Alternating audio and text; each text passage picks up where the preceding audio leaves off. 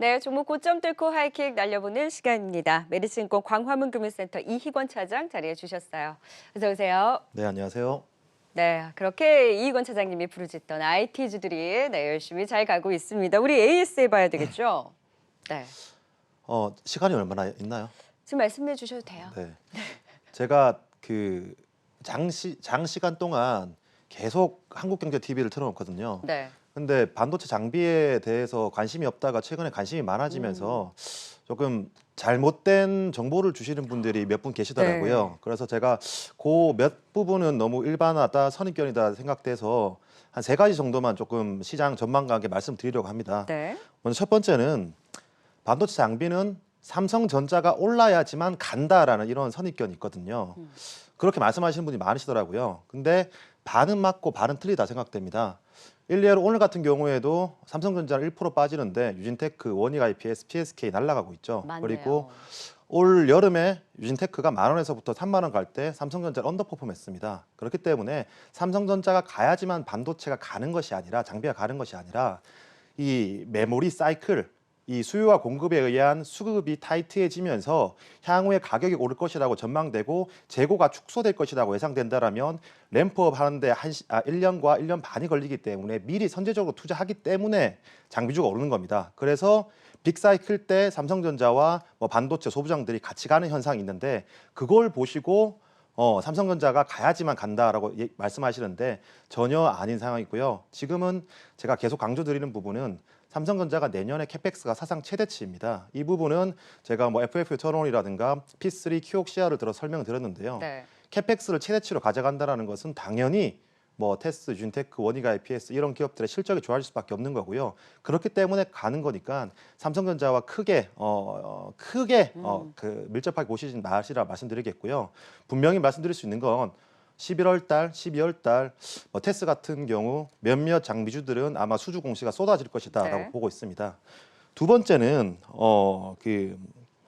이 반도체 장비를 말씀하실 때 공정 그리고 이 장비가 어디에 쓰인다, 어디에 쓰이기 때문에 앞으로 더 많이 쓰일 것이다 이렇게 말씀하시는 분들이 많은데 이 반도체 장비는 개인들한테 파는 B2C가 아닙니다. B2B이기 때문에 삼성전자나 하이닉스한테 파는 장비입니다. 그렇기 때문에 이게 성능 때문에 많이 팔리는 것이 아니라 이 장비의 단가가 20억인지 30억인지 50억인지 단가가 중요하고 그거보다 더 중요한 거는 삼성전자의 캐펙스가 얼마 하는지 단순히 투자를 많이 한다는 게 중요한 게 아니라 시장에 지금 컨센서스가 P2 기준으로 DRAM 40K, 낸드 기준으로 X2 기준으로 60K, P2 기준으로 30K 이런 컨센서스가 있다라면 그 컨센서스를 뛰어넘는 투자를 하는지 마는지 그게 중요하거든요. 그래서 투자를 많이 한다 이게 아니라 몇 K 하는지 그게 중요합니다. 그리고 이 몇 K도 작년에 D램을 몇 K 했는데 올해 얼마나 그로스가 있는지 작년에 낸드를 몇 K 했는데 올해 얼마나 그로스가 있는지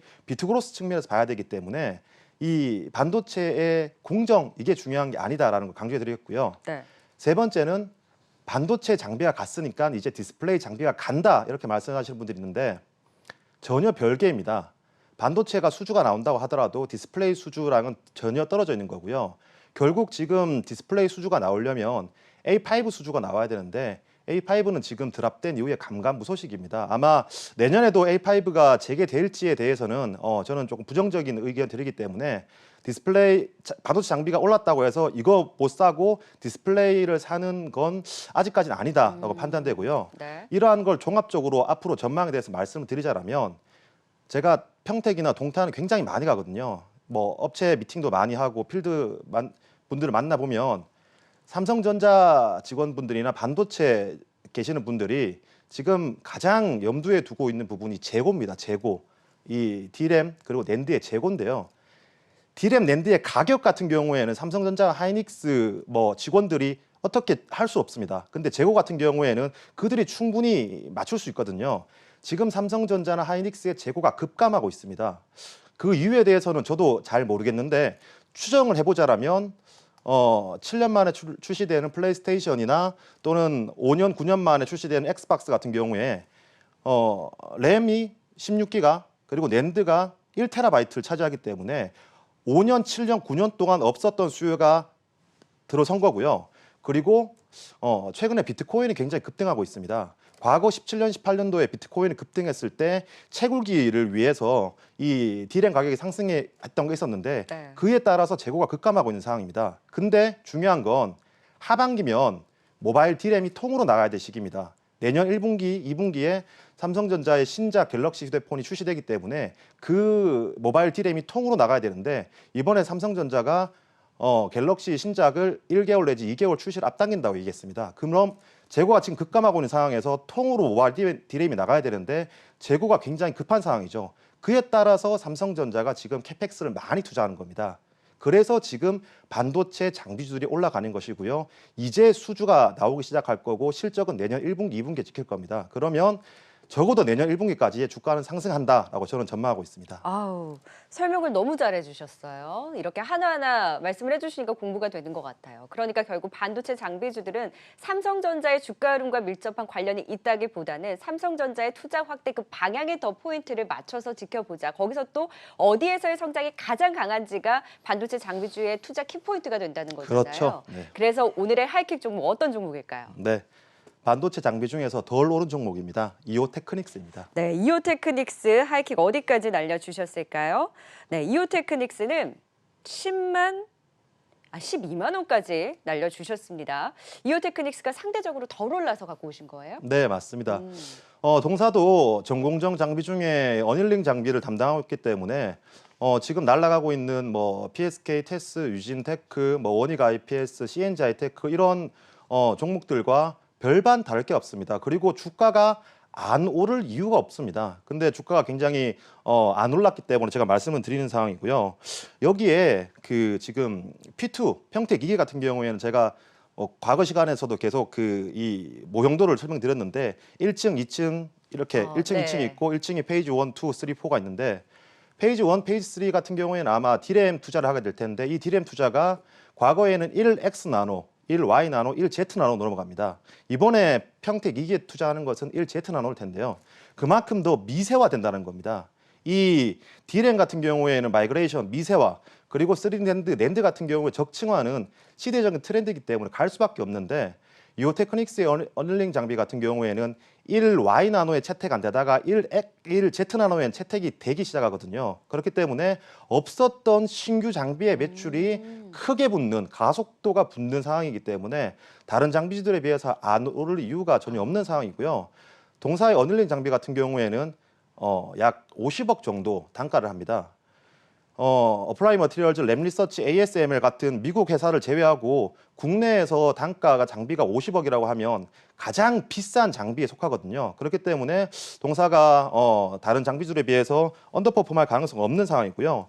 여기에 P2 같은 경우에 지금 아마 20% 정도 채워졌을 텐데 P3 이야기까지 나오고 있습니다.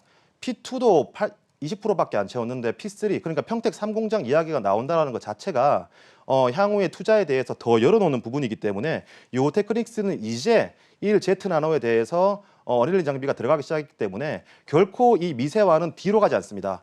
1Z 나노 갔으면 그 다음 1A 나노, 1B 나노 갈 것이지 1Z 나노에서 Y 나노, X 나노 가지 않거든요. 그럼 이오테크닉스의 장비는 더욱더 확대될 수밖에 없다라는 의미이기 때문에 동사 같은 경우에는 다른 전공정 장비들과 함께 랠리가 가능하다라고 생각해 봅니다. 네, 수주가 단순히 나오는 것이 아니라 여기에 지금 플러스 알파로 없던 것이 생기는 수주 성장성이 더 커지고 있다. 지금 이오테크닉스 그래서 지금 시점에서 상대적으로 덜 오른 장비주 안에서의 관심으로 하이킥 12만 원까지 날려주셨습니다.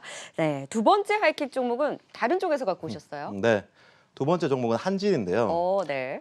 먼저 펀더멘탈적으로 접근을 하고 있습니다. 동사 같은 경우에는 택배 그리고 하역 부분에 있어서 실적 성장이 굉장히 눈에 띄는데요. 택배 같은 경우에는 아무래도 Q 위주의 성장일 거고 하역 같은 경우에는 P 위주의 성장이 예상되고 있습니다. 그래서 제가 주목하는 부분은 영업이익률을 주목하고 있는데요. 먼저 과거 17년도, 18년도, 19년도 영업이익률 같은 경우에는 1%, 2%, 4% 점진적으로 증가를 하다가 올해 그리고 내년 지금 FN 가이드 컨센서스 기준으로 올해 같은 경우 5.14%고요. 내년 같은 경우에는 5.57%입니다. 저기 수치가 잘못된 것 같은데 네. 이렇게 그 영업이익률이 함께 증가된다라는 것은 동사가 이 마진에 있어서 그 피에 있어서 앞으로 더욱더 확대될 수밖에 없다. 이제 드디어 동사가 이제 실적적인 측면에서도 주목해 봐야 된다라는 것을 강조해 드리겠고요. 여기에 수급적인 거나 이런 한진칼에 관련된 이벤트적으로 봤을 때 어제였죠. 어제 유상증자 물량이 상장되었기 네. 때문에 엊그제 그리고 이틀 전부터 물량이 쏟아지기 시작했습니다. 그 물량 때문에 주가가 하락한 부분은 충분히 저가 매수 기회가 될 거다라고 생각되고 있고 플러스 알파로 만약 이런 한진칼에 대한 이 경영 참여형 PEF가 지분을 취득한 게 결국 회사 입장에서 좋을 거고 주주 입장에서 좋을 겁니다. 이런 경영권 분쟁이 있어서 만약 한진을 뭐 매각하는 카드를 꺼낸다든가 어떤 그 뭐 인수 과정이 생긴다라면 펀더멘탈 외적으로 또 플러스 알파가 될 수 있는 요인이기 때문에 동사 같은 경우에는 충분히 이 개별 종목으로 관심을 가져봐도 좋을 종목이다 생각됩니다. 그럼 물량 좀 소화되는 거 더 보고 들어갈까요? 보통 그 오버행이 상장되는 그 날 마이너스 이틀 전부터 물량이 쏟아지기 시작하기 때문에 저는 앞으로 이 소화할 오버행보다는 이미 나온 오버행이 더 많다 네. 생각합니다. 그래서 한진의 목표가 62,000원까지 또 하이킥을 날려주셨습니다. 네, 오늘 이오테크닉스와 함께 한진에 대한 관심 이희권 차장 통해 들어봤습니다. 고맙습니다.